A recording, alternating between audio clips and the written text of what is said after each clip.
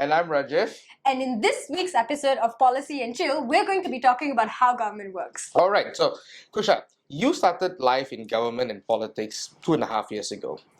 Now, what was one of the things that you felt was, wow, I didn't realize government works like this? So, growing up as a kid, I always asked my parents, how to fix a traffic light. We had one faulty traffic light at a junction in my neighborhood, and it would always be faulty. If it's fixed, it'll be faulty the next week it's fixed. 9-year-old me was like, this must not be that hard to fix. But whose job it is? And how do we fix it? To that which my father answered, and I remember it until today, it's not your problem. No need to worry about everything in the world. So, Appa, You're now worrying about everything in the world? now I'm worrying about everything in the world, and maybe you were right. Okay, but back to my traffic light story. It seemed to me that I was the only person bothered with this traffic light. And every avenue, so you reach out to your parents, you reach out to your teachers, you reach out to people who are older than you. Nobody seemed to know or care how to fix this problem. They're like, it'll fix itself. Stop worrying. You're 9 years old. Go and play. But then I finally found out when I worked in this office, because the first case I site visited was a case about a faulty traffic light. Oh wow, what a coincidence. Yes. No, actually it's a faulty street light, which is when I followed Sugu from our office. And then I also asked him, I was like, oh, so if street lights fall under MPPJ, then traffic lights must fall under MPPJ too. And he was like, yeah. So many years later, I finally found the answer of whose jurisdiction the traffic light falls under. But it was not something I could Google. Maybe I could have. But how do I know if I'm a general citizen or a resident and I'm concerned that a certain public infrastructure is not functioning up to my expectations? And so we hope that this podcast, brought to you by Rajiv and Kusha, will enlighten you of and whose problems who's it doing is. all the editing. Yes, it's brought to you by 3 people. 2 people in front of the camera and 1 person behind. But yes, you were saying. All right, so you discovered that traffic lights was under the control of your local council. Now, what exactly is a local council? A local council is the 3rd layer of government. So in Malaysia, we have 3 layers of government. There's the local government, the state government, and the federal government. So most people talk about the MPs, and MPs serve at the federal government level. They hold the federal government accountable to decisions they make. They debate federal government issues in the parliament, and that's what gets the most attention. And then there's a 2nd layer of government, the state government, where aduns like yourself are elected at the state level to run a state. So the Perak state has a government, the Selangor state has a government, and then there are local councils. So these are like, I don't know how to say local. They're local governments. They govern a city or a district, and each state will have between maybe 2, 3 to 15 local governments, depending on the size of the state. So, if I'm not mistaken, Perak, where you come from, has about 15. Selangor has 12 local governments, and like for here in PJ, its name is Majlis Bandaraya Petaling Jaya. So every layer of government has its own. Ipoh is also Majlis Bandaraya Ipoh. It is. We are Bandaraya. Yes. Shout out to my Ipoh people. But okay. Yes. So as you were saying, the local government is, Perak has 15 local governments, Selangor has 12, and the local government is made up of 1 mayor and typically 24 councillors. Up to 24 councillors. It could be a little less in some places, but maximum of 24 councillors in Peninsular Malaysia. Sabah and Sarawak, they have their own rules. So these councillors kind of sit on the board of the local government together with the mayor being the chairman of this board of the local government, and they decide the direction of the local councils. But maybe before we go into the nitty-gritty of who's the chairman and whatnot, people may want to know, and your 9 years old Kusha may want to know, like, who does what? So what does the federal government do? What does the state government do? What does the local government do? Now, do you know that? Okay, let's start with the basics. What's around you? Your streets, who sweeps the roads? Your drains, who cleans the drains? Your grass, who cuts the grass? In most of the instances, your local government does it. Let's look at your lights, your street lights, your traffic lights. Your local government does it. Who approves the town planning? Who decides that you can build a hotel here or a restaurant there? The local government. That's right. So you were saying town planning. Yes. So town planning also comes under the local government's jurisdiction, and business licenses. Yes. Can restaurants operate for 24 hours a day, or must they shut down by midnight? Can pharmacies operate at night? These kind of rules of businesses are also decided by local government. Okay. Other than town planning, And All the other stuff that we talked earlier. all the other stuff we talked earlier. What is the other big thing that the local government does?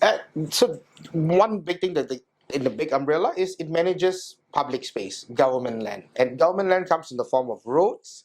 Like, can you park cars on the side of this road, or can you not park cars on this side of the road? Where can you put up hawker stalls? It manages green areas, parks. It manages what you can do and cannot do, where you can set up a carnival, where you can set up a pesta, tapak pesta, and so on. So the use of public space is something that we all live through every day. Where can you walk your dog, where you cannot walk your dog, and so on. And the local government has the jurisdiction to decide on that. And so that's the power of local government. So does the local government also decide that if buildings can keep animals or not? Yes, it does. Oh. Because, local governments also then regulate. Actually, I knew that. I just pretended to ask. But okay. Actually, she knew that. Huh? So, MBBJ has a bylaw for parks among many bylaws that it has, and the bylaw for parks tells you what you can and cannot do in the park. And you need to follow these bylaws or risk getting a fine. That's what the bylaw may prescribe. So this is how local government governs the area. They produce bylaws, and the bylaws tell you what you can and cannot do, and this is in the jurisdiction of the local government. But let's maybe move on to the state government. So the state government then has its own jurisdiction. So it has its own things that it governs, and such as water. The state government is in charge of all the natural water. So your rivers, your lakes, and so on. State government is also looking at spatial planning. So the local governments have their plans. Remember, we talked about how they do their town planning, but to make sure that all the town plannings match with each other, because towns are next to each other, state government coordinates that. And so all the local plans have to be approved by the state government.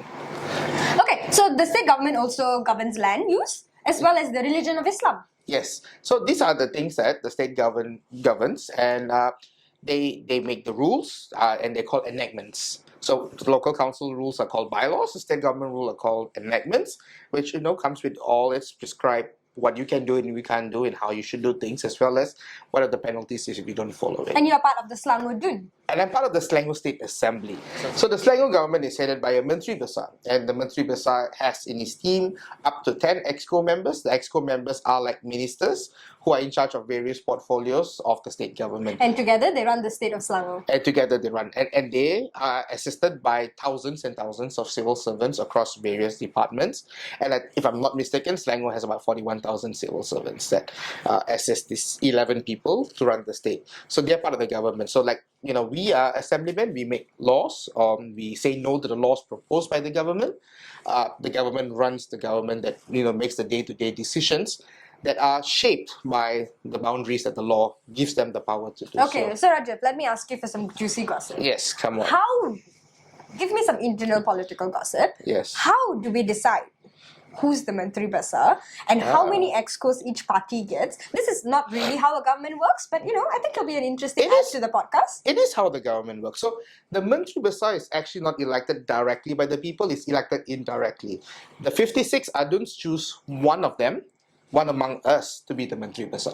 And how it is chosen, it is normally who has the seniority within the winning political party. So, at every election, we want to see which political party gets the most seats, and that party then gets to form government, which means it gets to choose the Menteri Besar and the 10 EXCO members. But oftentimes, we have to have a coalition, because no party can win all the majority seats outright on its own. And so in Selangor, we have a coalition between PKR, DAP, and Amanah. And within these three parties, then we have a majority of seats. And from that majority of seats, we choose one of us to be the Menteri Besar. So Amiruddin, Datuk Sri Amiruddin, is the Menteri Besar chosen by us. He's officially appointed by the Selangor, but it is because he enjoys the popular support of the State Assembly that allows him to stay in that position.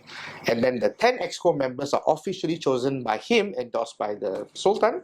However, it is also, once again, the political parties that form the government that negotiate among themselves as to how many EXCOs each party get. That was to answer your question, as well as to choose which individuals among the 56 aduns that become the EXCO members. So both the MB and the 10 EXCOs come from the 56 state assemblymen. To further fish a little bit more gossip. Yeah, please go ahead. So what if a political party proposes person X and the Menteri Besar doesn't seem to like person X?